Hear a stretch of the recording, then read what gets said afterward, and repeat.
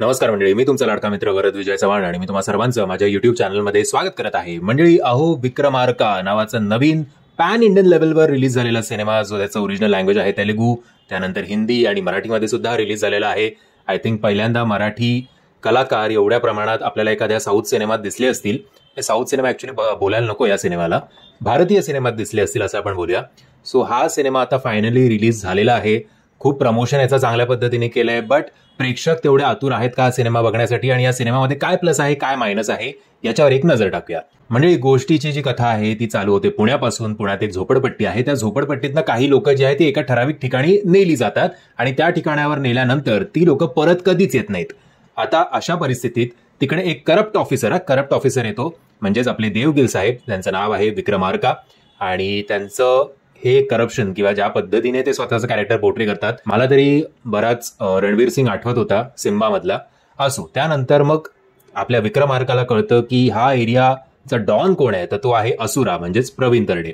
आणि मग या दोघांमध्ये काय होणार, हे आपला विक्रमार्का स्वतःचं करप्शन चालू ठेवणार की अन्यायाविरुद्ध आवाज उठवणार, हे जर तुम्हाला जाणून घ्यायचं असेल तर तुम्हाला हा सिनेमा सिनेमागृहात जाऊन बघायला हवा. बाय द वे, आता मी जेवढं काही तुम्हाला बोललो हे तुम्हाला ट्रेलरवरनं पण आयडिया येते, त्यामुळे लगेच बोलू नका की अख्खी स्टोरी सांगितली, असं काही सांगितलेलं नाहीये. हे तुम्हाला ट्रेलरमध्ये सुद्धा अंदाज येईल जर तुम्ही ट्रेलर नीट बघितलं तर. असो, सो या सिनेमाचे प्लस पॉईंट आहेत ते म्हणजे या सिनेमाचा नायक आणि या सिनेमाचा खलनायक, म्हणजेच देवगिल सर आणि प्रवीण तरडे सर. देवगिल सरांनी स्वतःचं कॅरेक्टर जसं पोर्ट्रे केलंय, ट्रान्सफॉर्मेशन जसं दाखवलंय, त्यांची पर्सनॅलिटी, सगळं खूप अमेझिंग वाटतंय. मराठी प्रेक्षक सुद्धा त्यांच्या प्रेमात निश्चित पडतील त्यांची ही भूमिका बघितल्यानंतर. ऍक्शन सीन प्रमाणेच ते इमोशनल सीन्स असतील, खूप चांगल्या प्रकारे त्यांनी पोर्ट्रे केले. आणि त्याचबरोबर खतरनाक आपले प्रवीण तरडे सर सुद्धा असुराच्या कॅरेक्टरमध्ये खूप चांगले वाटतायत. जो त्यांचा जो टिपिकल असुराचा लुक आहे त्याच्या व्यतिरिक्त थोडे मॉड गेटअपमध्ये सुद्धा ते तुम्हाला दिसतात. आता ते कसे दिसतात ते तुम्ही थिएटरमध्ये जाऊन बघा. बाकी तेजस्विनी पंडित सुद्धा आहेत, त्यांनी सुद्धा काम चांगलं केलेलं आहे. ओव्हरऑल अभिनयाच्या बाबतीत हा सिनेमा काही कुठे तुम्हाला डिसअपॉइंट करणार नाही. रवी बसरूर यांचं बीजीएम सुद्धा एक प्लस पॉईंट आहे या सिनेमाचं. हा, पण एक निश्चित वाटतं की यार हे आपण कुठेतरी ऐकलंय किंवा तुम्हाला बऱ्याच काळ आय थिंक आपला कुठला सिनेमा आला होता सलारचं किंवा याच्या आधी सुद्धा त्यांनी जसे सिनेमे केलेत KGF, त्याचं तुम्हाला असं वाटेल की अरे हा हे आपण कुठेतरी ऐकलंय.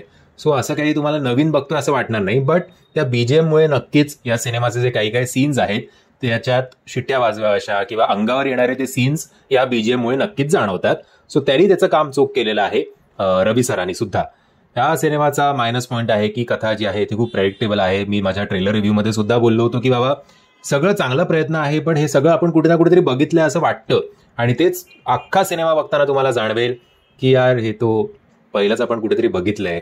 कधी कधी तुम्हाला या सिनेमाची आठवण येईल, नाही तर कधी कधी त्या सिनेमाची आठवण येईल. सिनेमाचा फर्स्ट हाफ तरी त्यातल्या त्यात बरा झालाय. सेकंड हाफ मात्र तुमचे पेशन्स नक्कीच टेस्ट करतं. आणि बाबा आता किती वाजले आहेत, किती तासांचा सिनेमा आहे, अशी चुळबुळ नक्कीच होते की तुम्ही व्हॉट्सअप या फेसबुक नक्कीच चेक करायला लागू शकता या सिनेमाच्या सेकंड हाफमध्ये. नॉर्मली साऊथ इंडियन सिनेमांमध्ये आपण बघतो की त्यांचा क्लायमॅक्स खूप सुपर डुपर असतो, पण क्लायमॅक्स अनफॉर्च्युनेटली या सिनेमाचा वीक झालेला आहे. गाणी सुद्धा ओके आहेत, असं कौतुक किंवा शाउटआउट करण्यासारखं काही नाहीये. अजून एक प्लस पॉईंट जर सांगायचं झालं तर ऍक्शन सिक्वेन्स या सिनेमाचे चांगले शूट झालेले आहेत आणि प्रवीण सरांनी आणि देव सरांनी सुद्धा ते चांगले परफॉर्म केले आहेत. सो मी तुम्हाला असंच रेकमेंड करेन की जर तुम्हाला स्टोरी बेरी किंवा असं काही एन्जॉय करायचं नसेल, 3 तास मस्त स्वतःचं डोकं शांत ठेवून एसीत बसून स्वतःची करमणूक करून घ्यायची असेल, चांगला अभिनयाचा चांगले पर्सनॅलिटीवाले कलाकार जर तुम्हाला बघायचे असतील तर तुम्ही विक्रमार्का या सिनेमाला नक्कीच प्राधान्य देऊ शकता.